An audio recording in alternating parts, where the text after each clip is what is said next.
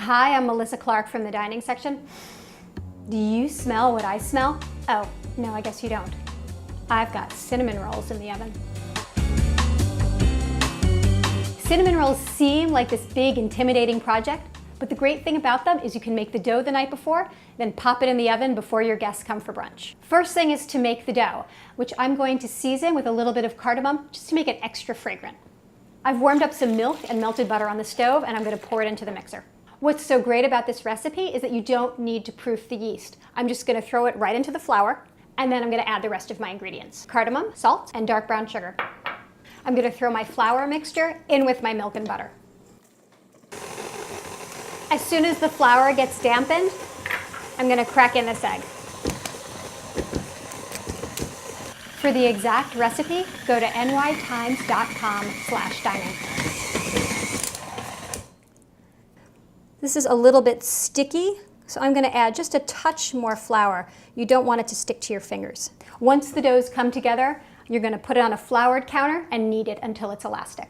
If you've never kneaded dough before, it's really easy. You just want to press on it with the heels of your hands. Now you see how it's starting to spring back when I press it? That's all there is to it. So I've oiled up this bowl, same bowl that I used for the flour, by the way, and I'm just going to put the dough in here. I'm going to cover it with plastic wrap and let it rise until it's doubled in bulk. It should take about 2 hours. While your dough is rising, you can make the filling. I've got some dark brown sugar, a lot of cinnamon, some freshly grated nutmeg, and a little salt.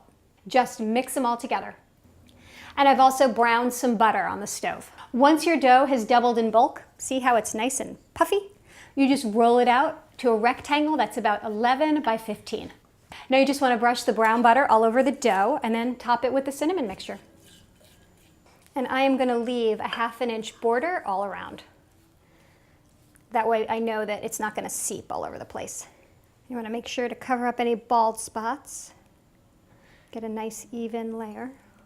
I'm going to roll this up very tightly and then bring it seam side down onto a cutting board. Now I'm going to cut it into 18 pieces. Lay the slices into 2 greased 9 by 9 inch pans. After you slice the cinnamon buns, you have 2 choices. If you want to eat them the same day, you just let them rise in a warm spot for 45 minutes until they get puffy. Or if you want to serve them tomorrow, just take the whole pan and let them rise overnight in the fridge. Then in the morning, while the oven preheats, take them out, let them get to room temperature, and then you're going to bake them in either case at 375 for 20 minutes.